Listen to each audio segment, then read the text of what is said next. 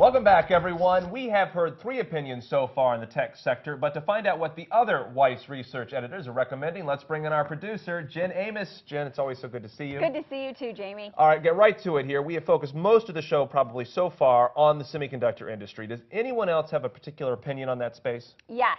Ron Rowland thinks one particular player in the field could be in big trouble: advanced micro devices. AMD lags behind industry leader Intel, which is the key chip supplier for the major hardware manufacturers. But AMD is also getting squeezed by lower-cost Asian firms. That's exactly what Tony was warning about earlier. And it's the reason Ron thinks the stock will continue to lag behind its sector. Jen, does Ron have a particular pick in the tech sector? Yes, and it's one of the biggest names in the world: Google. Everyone knows about its success as the Internet's #1 search engine.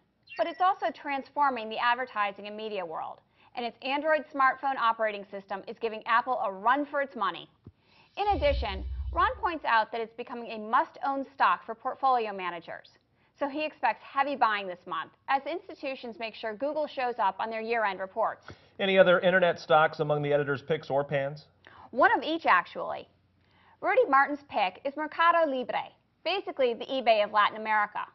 Based on subscriber growth and the value of its online payment system, Rudy has a $100 price target on Mercado Libre stock. That would be about a 60% jump from where it is now. But on the other side of the coin, Mike Larson is warning investors away from Priceline.com. That stock has jumped more than 80% this year as analysts and investors bet on continued growth in the travel industry. We haven't seen gains like those since the height of the internet bubble a decade ago. That's why Mike thinks Priceline is way overvalued and due for a pullback. What is Mike recommending in the tech sector? His pick is a software company, Cognizant Technology Solutions. Cognizant provides consulting and outsourcing services in North America, Europe, and especially Asia. So Mike thinks it's poised to benefit from the flow of money into foreign economies. Any other picks out there for our viewers that may not be household names? Actually, Tony Sagami really thought outside the box in making his pick. He pointed out that every electronic gadget and piece of technology on the planet has one thing in common: they're all made using at least one of the 17 rare earth elements. I'd list some of them, but they're really hard to pronounce. Anyway, China controls 97% of the world's supply of rare earth metals. So Tony recommends buying into China Rare Earth Holdings.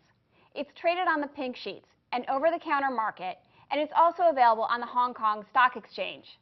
As the #1 supplier of rare earths, it's in a great position to benefit from the rally in those metals, which are up more than 300% this year. You know, I was really looking forward to hearing you pronounce all those rare earth metals. Oh, I'm sorry to disappoint, but can't do it. Thank you, Jen. Thanks, Jamie. All right, coming up, Tony Sagami will be back with us to discuss his strategy with a technology reporter from TheStreet.com, Scott Moritz, when Money and Markets returns. Don't go away.